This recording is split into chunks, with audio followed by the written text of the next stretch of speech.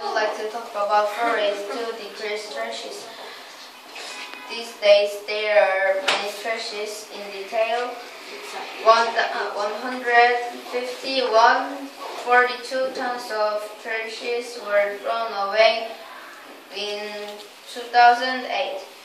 So our earth is becoming dirty and painful. Therefore, I'm going to talk about 4 ways to decrease trashes.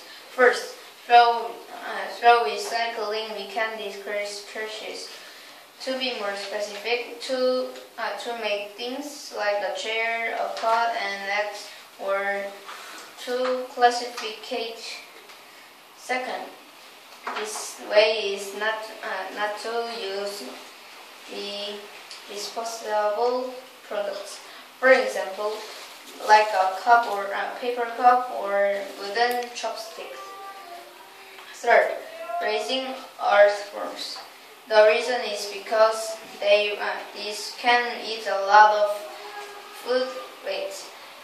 Lastly, we shouldn't make any trashes